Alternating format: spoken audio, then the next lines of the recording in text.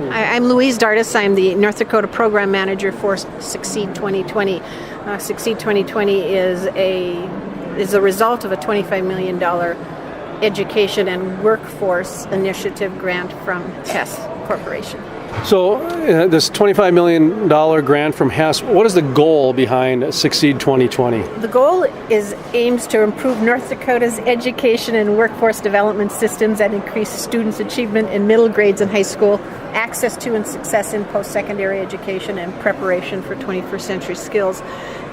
Basically, to sum it up or put it in layman's terms, it's working with high schools and the money that flows through our regional education associations flows through the high school to have the educators work with students to prepare them for life beyond high school, beyond graduation. And of course, in high school, you're preparing for them to graduate, earn the credits to graduate, and so forth.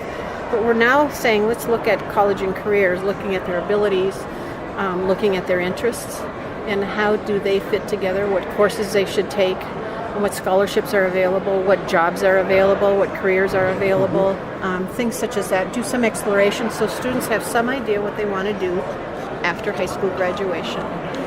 Is there more education towards the trade world? The reason I bring that up is there seems to be kind of a push happening where maybe a 4-year degree is not what every kid should have, like it was when I was going to high school. That was pretty much the only option. Trades were not mentioned.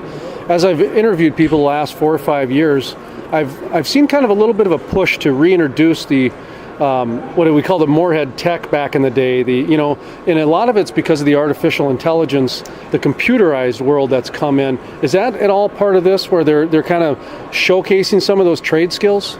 The intent of this was not to showcase trade skills. The intent was to have multi-levels of educated students in which Hess says we want to hire North Dakota people. Steve McNally, that is the manager of Hess in North Dakota. First time I met him, I asked him about it, and he said, I want to hire North Dakota people because they're hardworking, they're creative, they're problem solvers, and so forth. He said if we hire North Dakotans, they buy homes, they pay taxes, they get involved in communities, they attend the church, their kids go to school, and so forth. And so we want them to stay around. But he said we need well-educated people at multiple levels in order to hire them for the right job. I used to tell people that trying to understand oil and gas is very difficult because there's so many different opportunities within oil and gas. And I think that's what you're saying here is it's not necessarily the trades, it's not necessarily the engineers or the scientists, it's all the above. Yeah.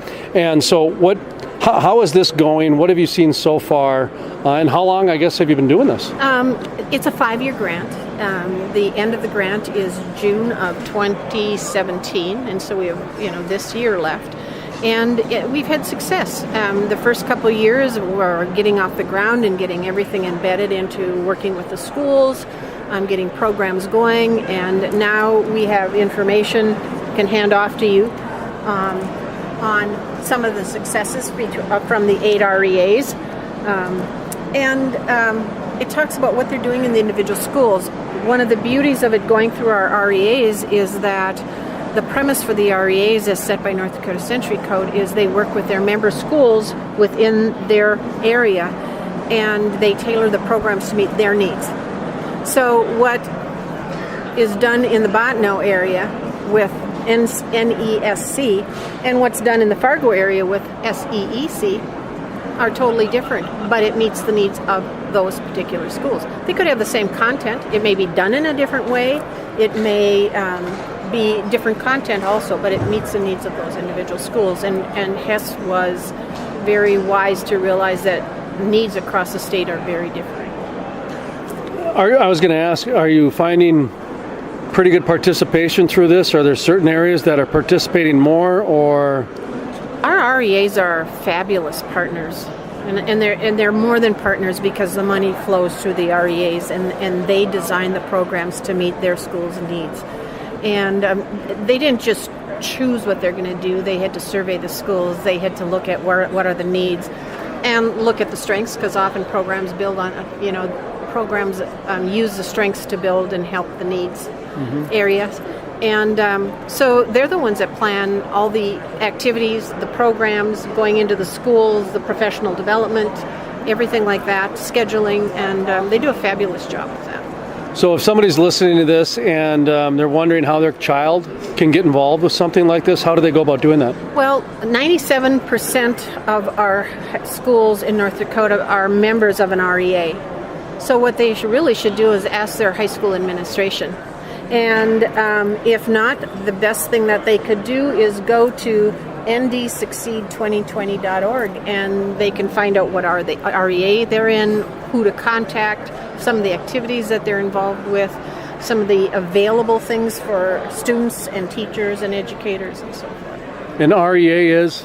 Regional Education Associations. Well, thank you very much. You're welcome.